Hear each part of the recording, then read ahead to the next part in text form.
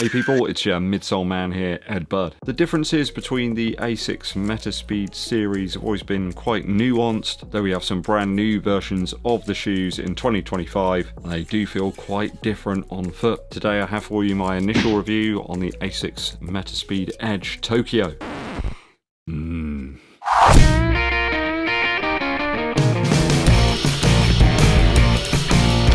Thanks for joining me on the channel, it's always appreciated. If you're new here, please hit that subscribe button. Also give this video a thumbs up, like, and drop us a comment to help that YouTube algorithm. Dankeschön.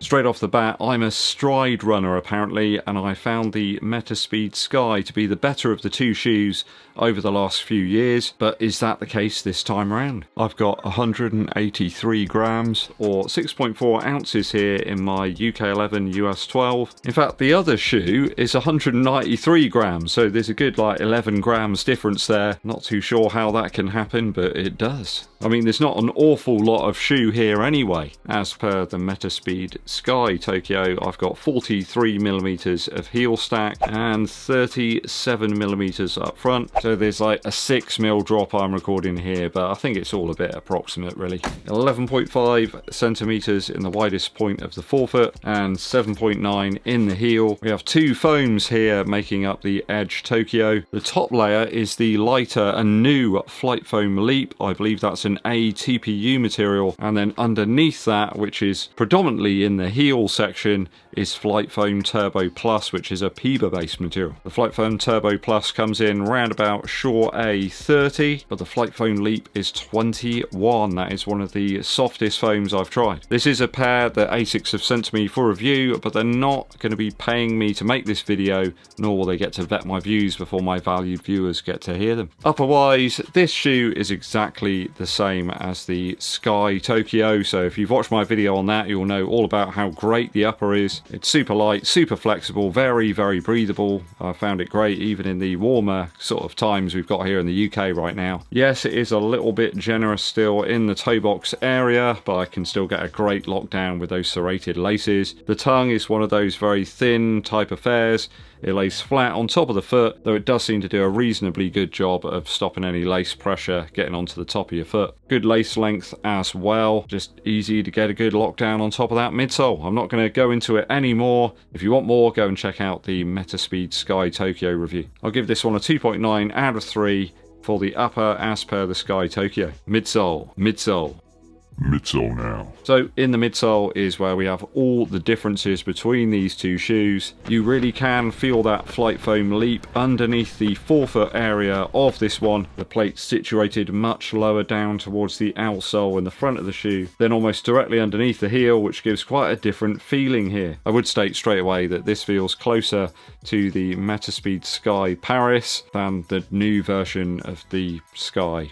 Does that make sense? I think it's down to that large section of Flight Foam Turbo Plus that's in the heel. Of course, that was the foam that we had in the last version of the Sky. Flight Foam Leap is just so much softer. It really does amplify that kind of springing feeling you get as you toe off. So you've got that kind of stability here from this slightly denser, slightly firmer foam in the heel, and then you roll into that softer stuff and it really does work. It's got a lot of trainers have used that kind of dual foam approach, but now we've got a race shoe that's like well under 200 grams that has that same feel, and it's a banger. I would suggest again, if you pick up the pace and increase your cadence and perhaps your stride length a little bit, then I think this is probably the shoe for you. Now that might seem odd to some people, but I find I do that. I'm not just increasing my stride length, my cadence does go up as well, and this seems to fit into this really nice little pocket that enables me to do that. I'm finding personally that the Edge Tokyo is a better shoe for shorter distances, certainly at faster speeds. Perhaps like if I'm bounding along doing like a half or full marathon, I think the Sky Tokyo might be a better bet, but the Edge just feels a little bit more responsive. You could say it has the edge. The Flight Foam Leap stuff that's concentrated here in the forefoot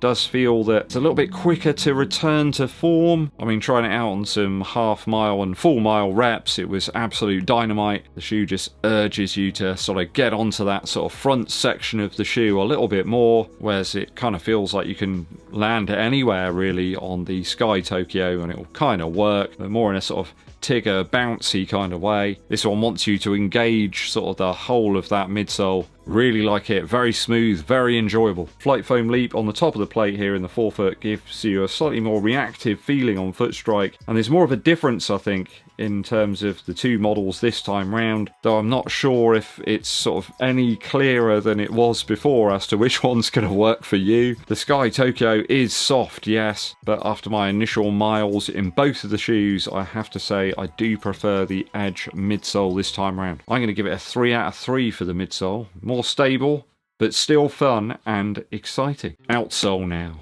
Well, the rubber's black this time, but it's still very, very malleable. This is a very soft rubber. It's exactly like the stuff we had in the previous version of the Metaspeed series. The only differences here are that we're lacking that cutout here in the lateral section of the forefoot, as we have in the Sky Tokyo, and instead we have it back here in the lateral section of the heel. But what I'm finding is the Edge Tokyo is by far the more durable of the two shoes, and that is down to the fact that you've got the Flight Foam Turbo Plus here on the bottom layer. It is more durable than the FF Leap. That stuff's so soft, it's almost like the Incredi-Run stuff you've got in the Endorphin Elite 2. I'm wondering how long the rubber pieces are going to hang on to that foam. It is just so compressive. So definitely Flight Foam Leap is showing early signs of wear, certainly in that lateral side of the forefoot.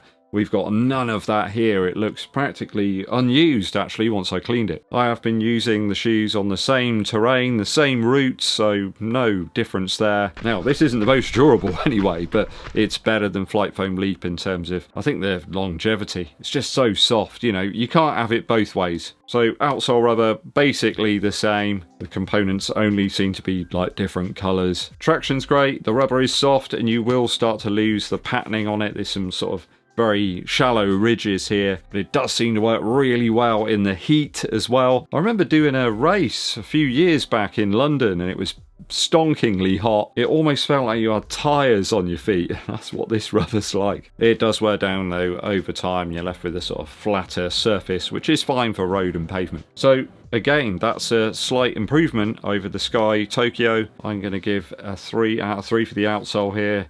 I can see it lasting a lot longer than the other model.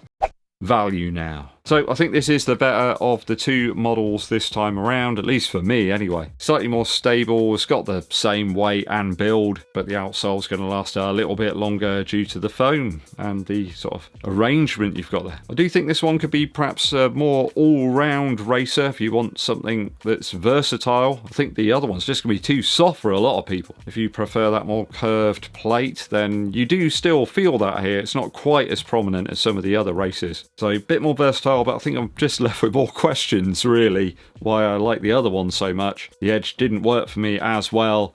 This one seems to have the best of both worlds from the last two sets of Metaspeed shoes. So really the perfect racer for me. I can't wait to test this one out over the typical distances really. I'll give the 5k a go at the weekend. Why not? I'll give it a 2.9 out of 3 for value. It's bringing the smiles so far, but for how long? Close to a perfect score if I've totaled them up correctly. After my initial runs in the ASICS Metaspeed Edge Tokyo, we've got 11.8 out of 12.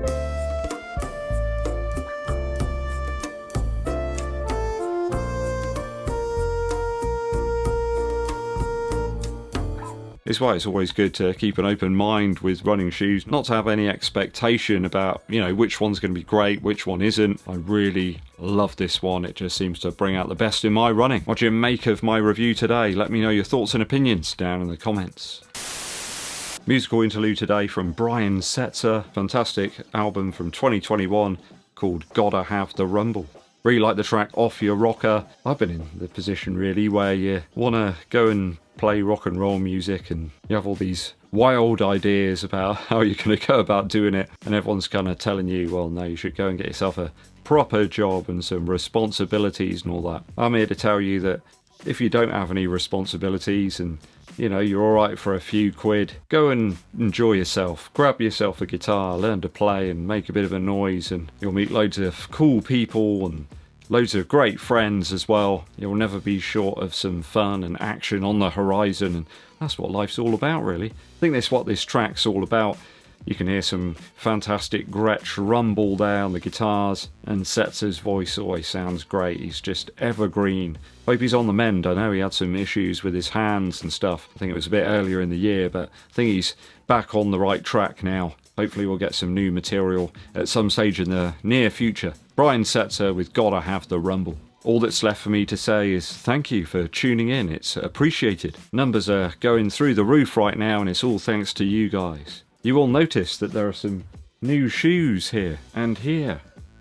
I will be getting to those as soon as I possibly can. It's going to be a very busy weekend of running. Might do a couple of doubles so I can get some more content out for you covering these. We got the Takumi Sen 11 and the Prime X Strung 3 here too. One from Skechers. Yeah. And also the Hyperion Max 3 from Brooks. So many shoes, so little time. Hit that subscribe button and give this video a thumbs up like. Drop us a comment to help with the algorithm. My name's Eddbud and I'll be seeing you.